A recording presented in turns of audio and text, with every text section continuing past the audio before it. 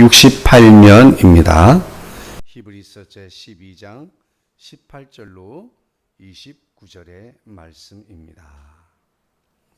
제가 큰 소리로 받들어 읽겠습니다. 너희는 만질 수 있고 불이 붙는 산과 침침함과 흑암과 폭풍과 나팔 소리와 말하는 소리가 있는 곳에 이른 것이 아니라 그 소리를 듣는 자들은 더 말씀하지 아니하시길 구하였으니 이는 짐승이라도 그 산에 들어가면 돌로 침을 당하리라 하신 명령을 그들이 견디지 못함이라. 그 보이는 바가 이렇듯 무섭기로 모세도 이르되 내가 심히 두렵고 떨린다 하였느니라. 그러나 너희가 이른 곳은 시온산과 살아계신 하나님의 도성인 하늘의 예루살렘과 천만 천사와 하늘에 기록된 장자들의 모임과 교회와 만민의 심판자이신 하나님과 및 온전하게 된 의인의 영들과 새 언약의 중보자이신 예수와 및 아벨의 피보다 더 나은 것을 말하는 뿌린 피니라. 너희는 삼가 말씀하신 이를 거역하지 말라. 땅에서 경고하신 이를 거역한 그들이 피하지 못하였거든. 하물며 하늘로부터 경고하신 이를 배반하는 우리일까 보냐. 그때에는 그 소리가 땅을 진동하였거니와 이제는 약속하여 이르시되 내가 또 한 번 땅만 아니라 하늘도 진동하리라 하셨느니라. 이 또 한 번이라 하심은 진동하지 아니하는 것을 영존하게 하기 위하여 진동할 것들 곧 만드신 것들이 변동될 것을 나타내심이라. 그러므로 우리가 흔들리지 않는 나라를 받았은즉 은혜를 받자. 이로 말미암아 경건함과 두려움으로 하나님을 기쁘시게 섬길지니 우리 하나님은 소멸하는 불이심이라. 아멘. 아멘. 할렐루야.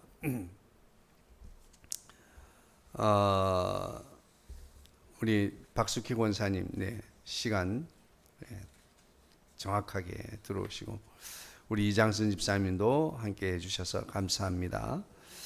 오늘도 우리가 예배로 믿음의 삶을 승리하는 저와 여러분 되시기를 주의 이름으로 축복합니다. 우리 서로 인사하겠습니다. 사랑합니다. 더 행복하소서.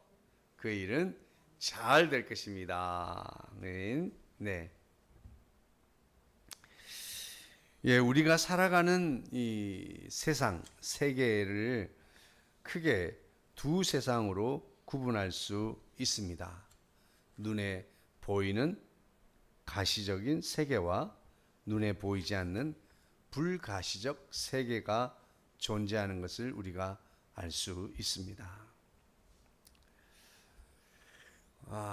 그냥 세상이면 세상이지 눈에 보이는 세상과 보이지 않는 세상이 어디 있냐라고 물을지 모르겠지만 이 세상에는 분명하게 보이는 세상과 또한 보이지 않는 세상이 존재하고 있습니다.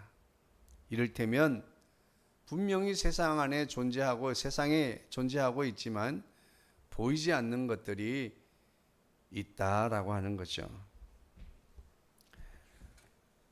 그런데 마치 사람들은 우리가 살아가는 세계 속에서 보이지 않는 것은 없음이라고 착각을 하고 보이는 것들이 중요하다라고 생각하고 중요한 것을 보이는 것들을 중요하게 여기는 삶을 살고 있습니다. 그래서 대개의 사람들은 이 보이는 삶을 힘쓰고 있습니다. 남들에게 내가 어떻게 보이는가. 그래서 내 삶의 실제보다는 내 삶이 비춰지고 보여지는 것에 더욱 집중하는 모습을 우리는 볼 수가 있어요. 그러나 사실은 보여지는 것보다 실제 삶이 더 중요하다는 것은 두말할 나위가 없을 거예요.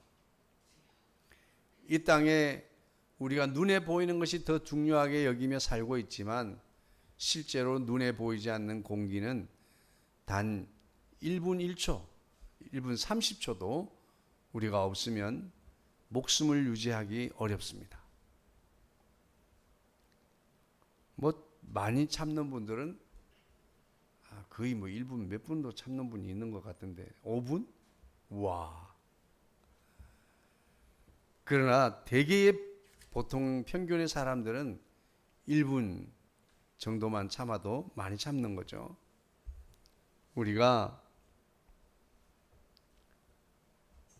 그것이 아무것도 아닌 것 같고 이 세상에 무시받고 아무렇지 않게 여겨도 될 것 같지만 사실은 그것이 없으면 우리의 생명 자체가 존재가 위태롭습니다.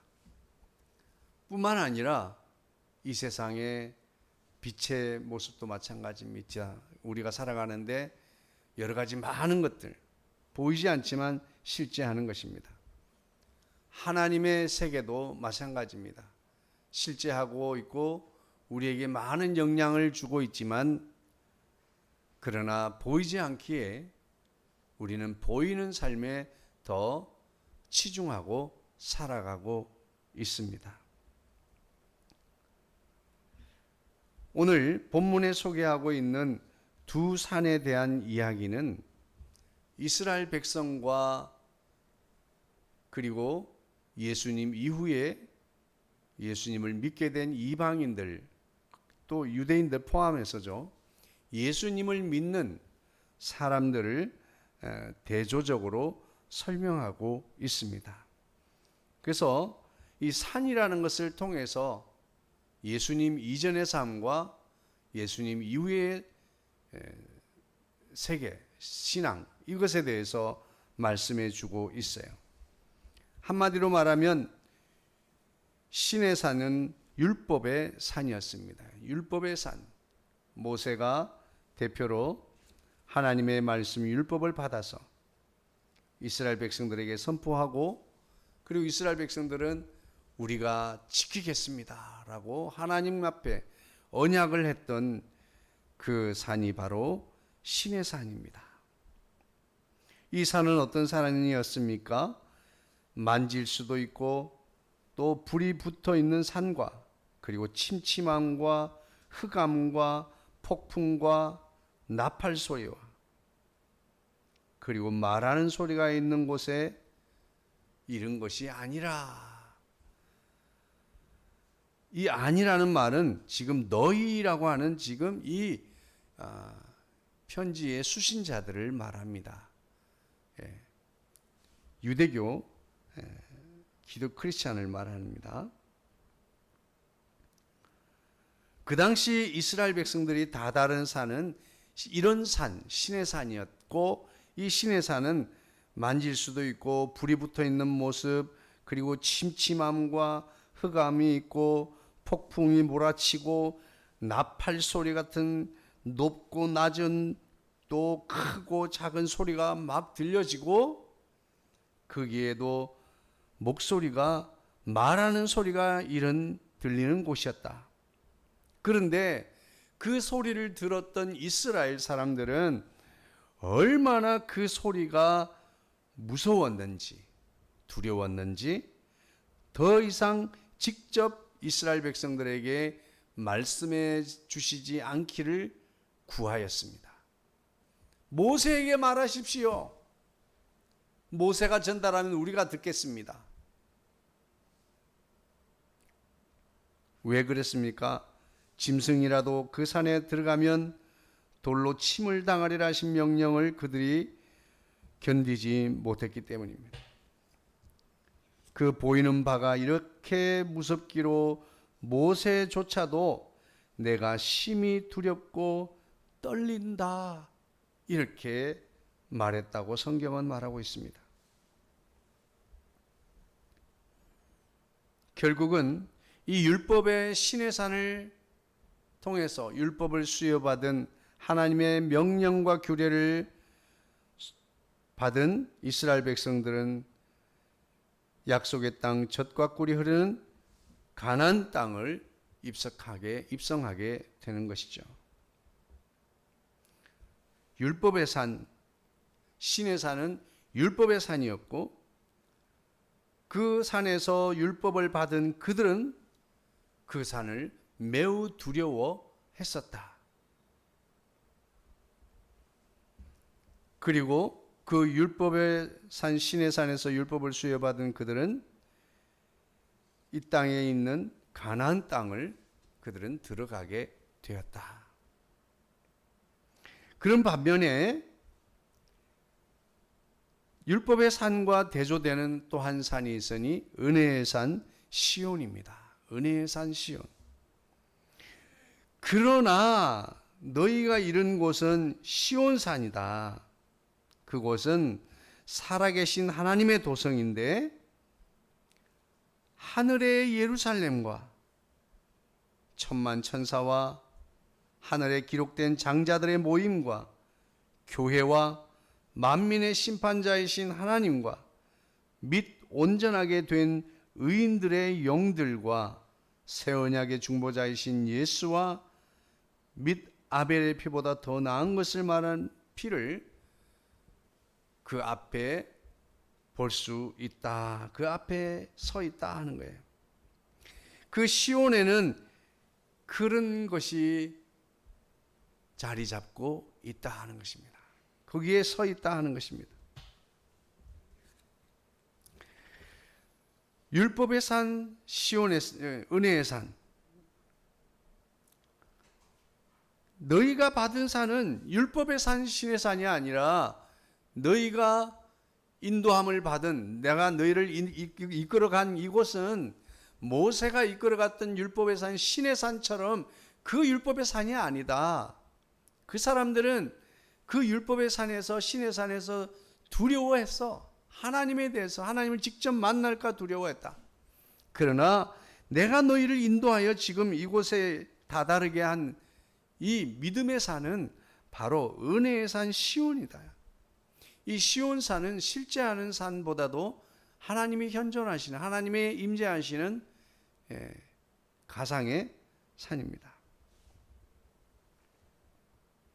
또 갈보리 산을 시온이라고 할 수 있고 예루살렘을 시온이라 할 수 있습니다. 그러나 그 실제적인 예루살렘보다는 하나님의 도성으로서의 예루살렘이라는 의미가 더 강한 것이죠. 그 은혜의 산 시온은 이제 너희가 받은 것은 이것인데 너희는 삼가 주의하여 말씀하신 일을 거역하지 말아라. 너희는 이란 말은 무슨 뜻이에요? 그 사람들은 그렇게 하나님을 두려워하고 율법에 대해서 두려워만 했지 실상은 하나님의 말씀을 거역하는 삶을 살았다. 땅에서 경고하신 일을 거역한 그들이 그 심판을 피하지 못했다. 하물며 하늘로부터 경고하신 일을 배반하는 우리일까 보냐. 그때에는 그 소리가 땅을 진동하였거니와 그때가 언제입니까? 율법의 산, 신의 산에서 우레와 같은 소리가 들리며 하나님의 음성이 그 두려웠어. 얼마나 두려웠던지 모세에게 말씀하십시오. 모세를 통해서 듣겠습니다. 라고 했던 그때를 말합니다. 그때는 그 소리가 땅을 진동하였지만 내가 또 한 번 땅만 아니라 하늘도 진동할 것이다. 이 또 한 번이라고 하시는 것은 여기서 잘 들으시기 바랍니다. 이 또 한 번이라고 하는 것은 진동하지 아니하는 것을 영존하게 하기 위해서다. 첫 번째는 뭐라고요? 진동하지 않은 것, 흔들리지 아니할 것을 영존하게, 영원히 보존하기 위한, 영원히 있도록 하게 하기 위한 것이다. 진동할 것들, 곧 만드신 것들이 변동될 것을 나타내심이라. 어떻게 변할까요? 다 사라지게 될 것입니다. 여기서 진동이라고 하는 단어는 세이오라고 하는 단어입니다. 그 뜻은 흔들다, 그리고 전율하다, 이런 뜻이 있습니다. 흔들다, 전율하다. 여기서 진동한다는 것은 땅이 흔들리고, 지금 하나님께서 이번에 다시 한번 흔들 때는, 그때는 땅만 흔들렸지만 이번에는 하늘도 진동할 것이다. 땅도 흔들리고 하늘도 흔들린다. 이 계시록에 우리가 이런 비슷한 말씀을 들어본 것 같지 않습니까? 하늘도 풀어지고 땅도 풀어지고, 마치 고체가 기체화되어서 사라지는 것처럼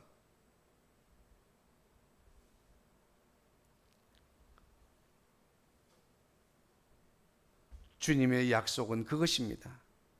이 땅을 다시 한번 하늘과 땅을 뒤집어 엎을 것인데, 그것은 마지막 하나님의 심판입니다. 그 심판을 하는 이유는 바로 영원한 나라를 위해서다. 영원히 존재할 영원한 나라를 위해서 영원하지 못한 것들을 다 사라지게 될 것이다 라고 말씀해 주셨습니다.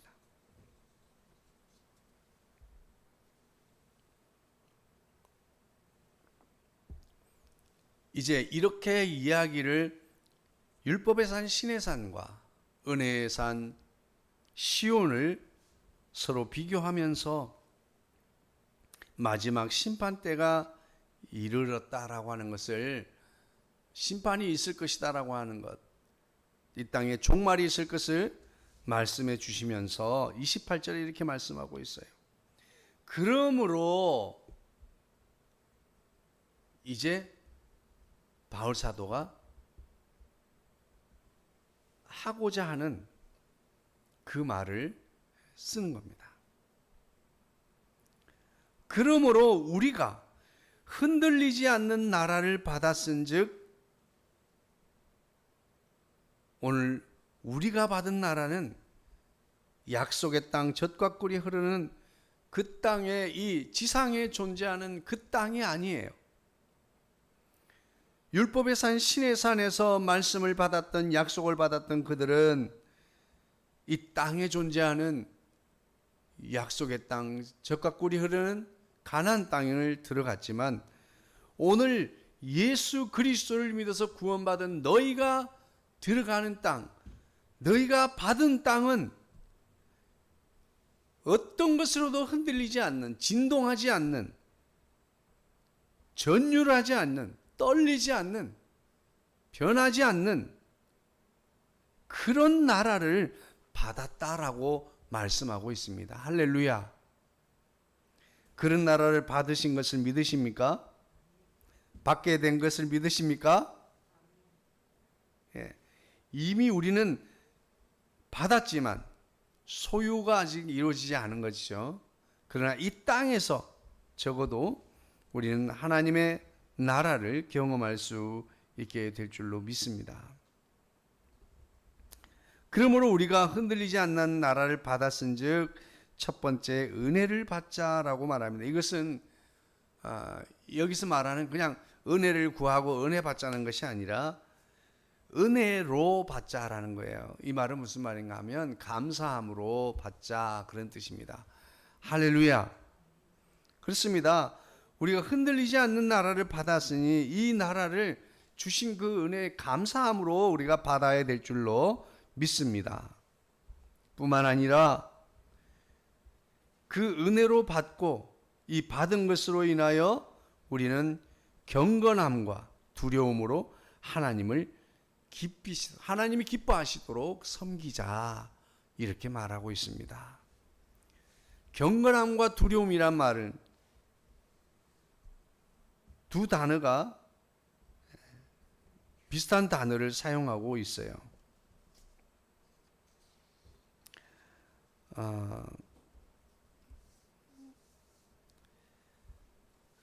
진동이라고 하는 이 경건함이란 단어 속에도 보면 이런 뜻이 있습니다. 경외하다, 또 공경하다, 존경하다. 그리고 그 끝에 경건함의 그 단어 끝에 두려움이 있어요. 근데 이 두려움이라고 하는 단어도 서로는 단어는 다른데 두려움도 경외 그리고 경건이라고 하는 뜻이 포함되어 있습니다. 결국은 우리는 두려움과 떨림으로 하나님을 섬겨야 될 줄로 믿습니다. 우리는 언젠가부터 종교적인 경건함을 위하여 얼마나 의식적으로 정말 숨을 쉴 수 없을 만큼 그런 엄중한 엄숙한 예배를 연출하고 드리는지 모릅니다. 하지만 정작 우리 속에는 하나님을 향한 떨림이 사라진 지 오래라고 하는 사실입니다.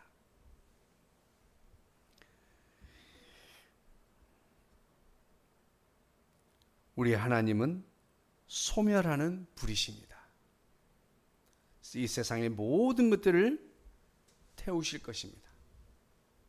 그러나 우리가 받은 나라는 흔들리지 않는 나라, 영원히 사라지지 않는 영원한 나라, 하나님의 나라, 천국입니다.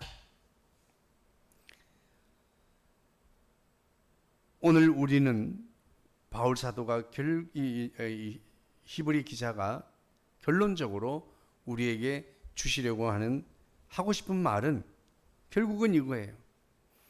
우리는 비포 예수님이 오시기 전과 그 후에 애프터의 차이는 너무나 다른 거예요. 예수님이 오시기 전에 그들의 삶은 시내산에서 율법을 받았던 그 사람들이고 그 율법을 지키며 사는 사람들은 늘 두려움 속에 사는 거야.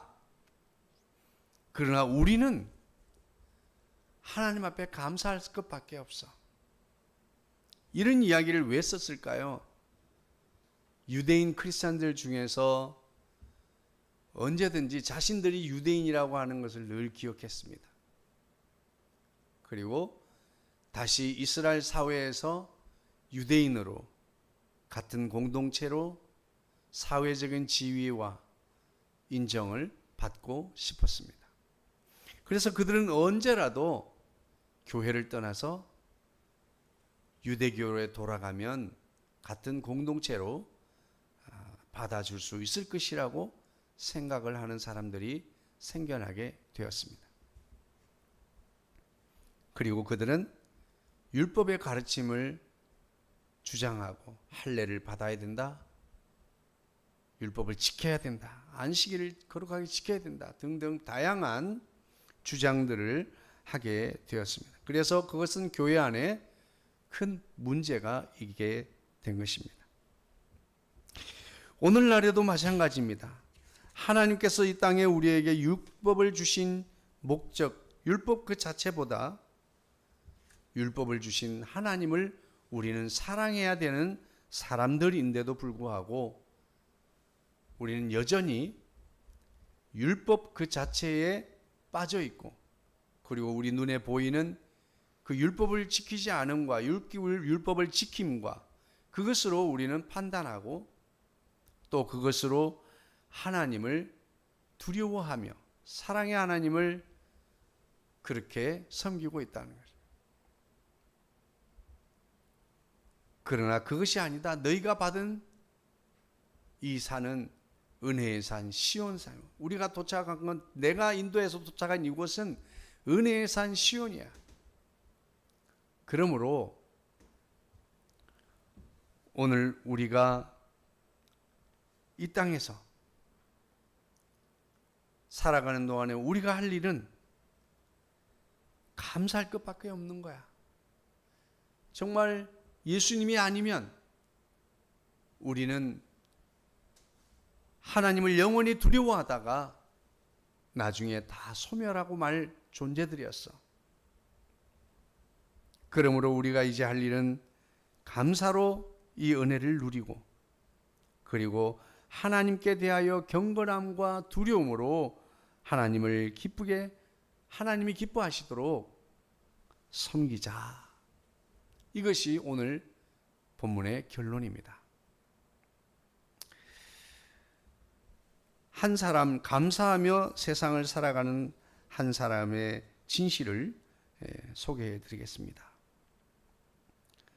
나눔과 구제 봉사에 전심전력을 하는 한 사람이 있었습니다. 마치 내 인생이 그것이 전부라는 것처럼 그렇게 살아가는 거예요. 그래서 주변에서는 그렇게 말해요. 왜 그렇게까지 하냐? 그래, 적당히 해라, 적당히. 그렇게 그를 핀잔했습니다. 그의 헌신적인 삶에 감동한 기자가 인터뷰를 했습니다. 선생님, 원래부터 그렇게 나누기를 좋아하고 봉사하기를 좋아하고 섬기기를 좋아하고 남을 위해서, 이타적인 삶을 위해서 최선을 다하는 그런 삶을 좋아했습니까? 그런 삶을 원래 그렇게 살았습니까? 라고 물어보았습니다. 그랬더니 아닙니다. 사실은 나는 나 자신의 성공만을 바라보며 앞만 보고 성공만 바라보고 달려온 사람입니다. 이웃에 관심도 없었습니다. 그러면 선생님이 도대체 무슨 일이 있었길래 이런 삶을 살고 있습니까? 그의 대답은 이것이었습니다. 그러다가 나는 의학으로 치료 불가한 병에 걸리게 됐습니다. 회생이 불가능하다고 의사가 판단했습니다. 나는 죽음을 기다리는 삶을 살 수밖에 없었고 그 죽음을 받아들일 수밖에 없었습니다. 그런데 하나님께서 나의 그 병을 고쳐주셨습니다. 할렐루야. 그래서 나는 그때 이미 죽었어야 될 사람이기 때문에 이제 나의 남은 인생은 한마디로 덤으로 주어진 보너스의 삶이다. 그래서 나는 병원에서 회복되고 치유가 이루어져서 퇴원을 하게 되면 나는 이제 덤으로 사는 인생, 이제는 내 것의 삶을 살지 않겠다. 덤으로 주어진 인생, 이제는 이 덤으로 주어진 인생을 남을 위해 살겠다. 이렇게 결단하고 지금 나는 그렇게 보너스의 삶, 덤으로 얻은 인생을 나는 그렇게 살고 있다. 내 인생은 이미 그 병원에서 끝났다. 그래서 나는 지금 내 이 삶은 나의 삶이 아니라 보너스의 삶, 덤으로 주어진 삶을 살고 있는 것이다. 이렇게 말했습니다. 여러분, 우리가 하나님의 말씀에 대한 그 부담감을 느끼고 사는 사람도 있고 느끼지 못하고 사는 사람들도 있을 것입니다. 그러나 이 하나님의 말씀이 율법이 되어서 아직도 여전히 그 율법의 산, 신의 산, 그곳에 머무르고 있지는 않습니까?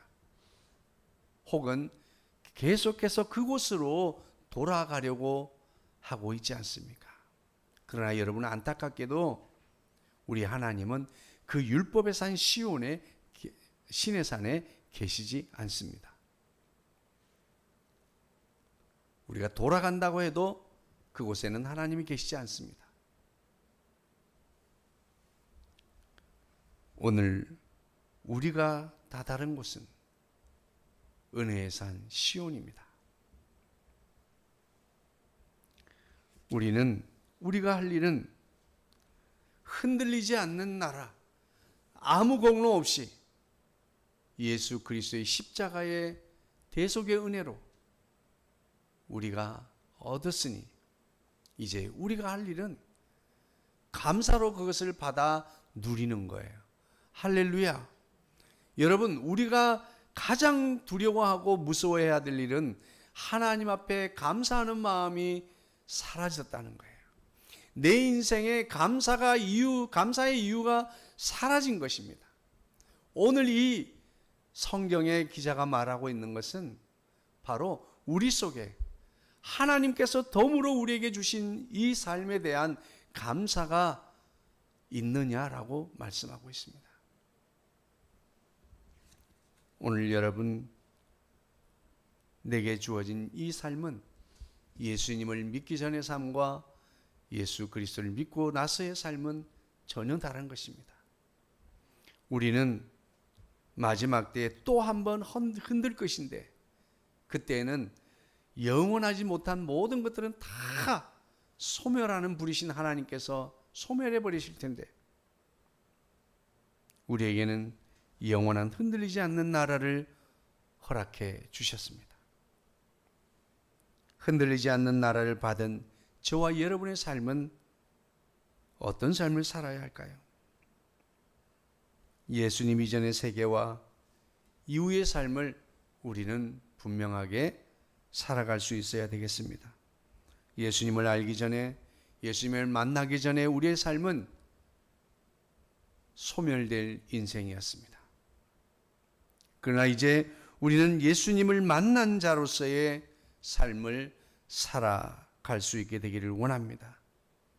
우리가 예수님을 만나고도 여전히 예수님 이전의 삶을 살아가고 있지는 않습니까? 사실 우리는 하나님의 불에 소멸되어도 마땅한 사람들이었습니다. 그럼에도 이 땅에 육체를 입고 오신 사람의 아들로 태어나셔서 나를 대신해서 십자가를 지시고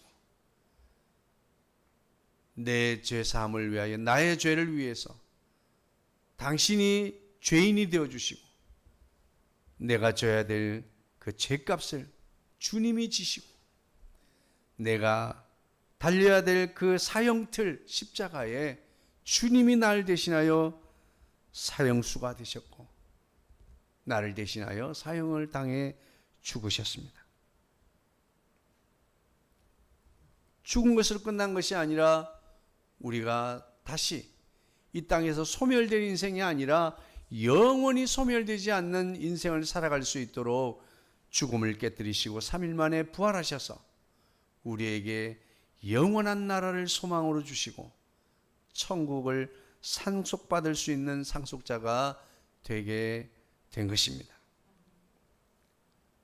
이제는 예수님의 대속의 십자가로 소멸된 인생이 아니고 우린 영원한 인생입니다. 이방인이요 나그네였던 우리가 이제는 하나님의 택한 백성이 되었습니다. 뿐만 아니라 하나님의 자녀가 되고 하나님의 가족이 되어지고 그리고 하나님의 나라를 유업으로 상속받을 상속자가 된 것입니다. 그 우리가 상속받은 그 나라, 그 산, 그 도성은 영원한 도성입니다. 그 흔들리지 않는 나라를 받은 우리의 삶은 우리 삶에서 이렇게 표현되어야 될 줄로 믿습니다.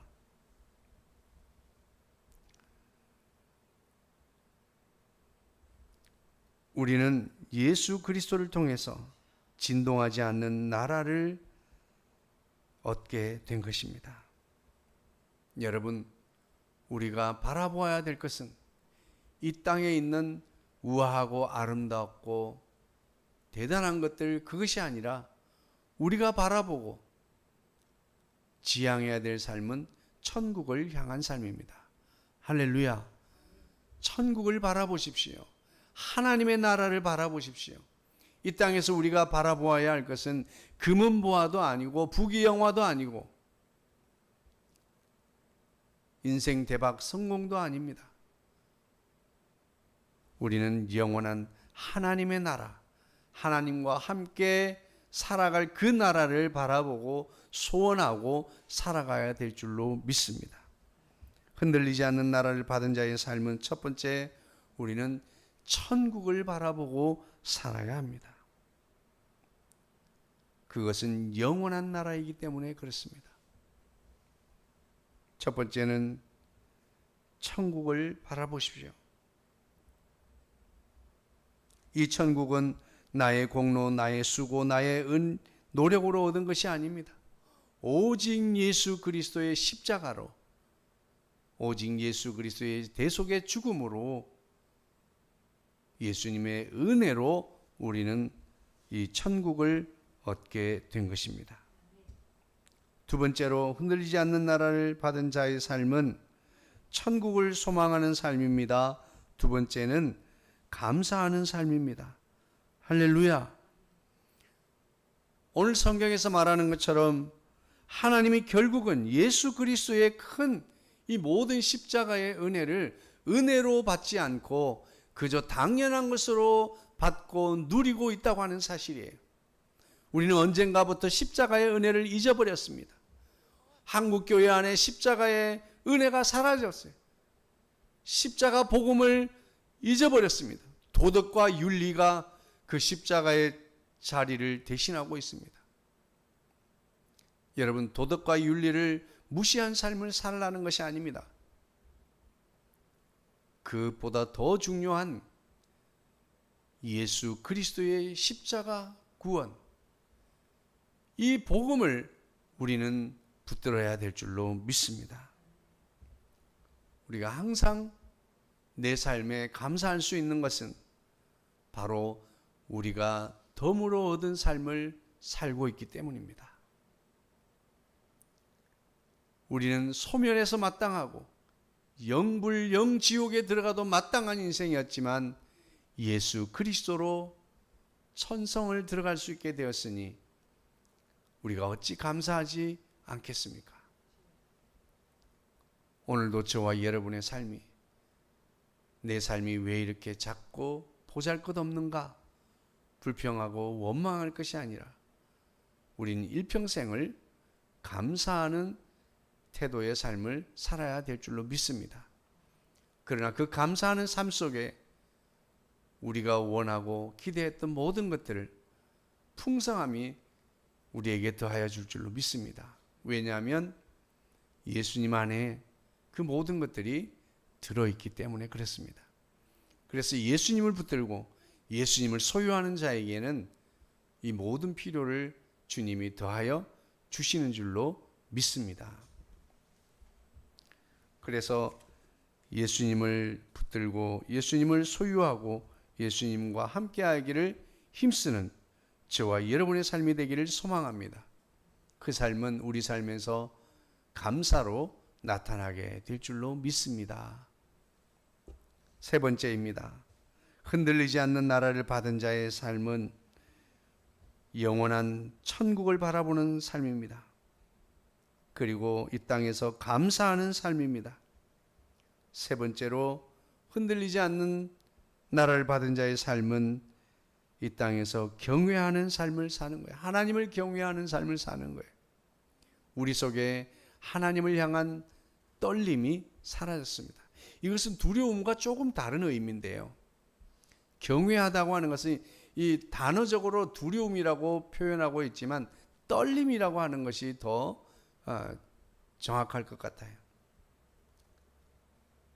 우리가 처음에 이성을 만나고 서로 어떤 만남이 있을 때 떨림이 있습니다. 그 떨림은 그 사람을 더 존중하게 되고 그 떨림은 그 사람을 더 배려하게 합니다. 그런데 이 떨림이 사라지는 순간 서로를 자기의 이기적인 욕심으로 바라보게 되는 거죠. 오늘 우리는 하나님에 대하여서도 마찬가지 아닌가요? 하나님께만 나의 이기적인 것들만 채워주는 알라딘에 등장하는 지니 정도로 생각하고 있는 건 아닌가? 그렇지 않습니다. 오늘 우리는 하나님께서 이미 우리에게 예수 그리스도를 통하여 베푸신 은혜가 너무나 큽니다. 우리는 감사하며 살 뿐만 아니라 그 하나님에 대하여는 우리는 경외하는 태도가 있어야 될 줄로 믿습니다. 하나님을 바라보고 하나님 앞에 서고 하나님 앞에 있을 때에 우리가 두려움과 떨림이 있어야 할 것입니다. 무서움의 대상 두려움 공포가 아니라 너무나 크신 하나님, 내가 수용할 수 없는 하나님, 그 엄청난 하나님 앞에 서 있는 우리를 상대해 주는 그 하나님에 대한 감사에 기반한 두려움입니다. 오늘 저와 여러분이 영원한 천국을 소망하시고 바라보는 삶을 사시고 감사하는 삶을 살고 하나님을 경외하는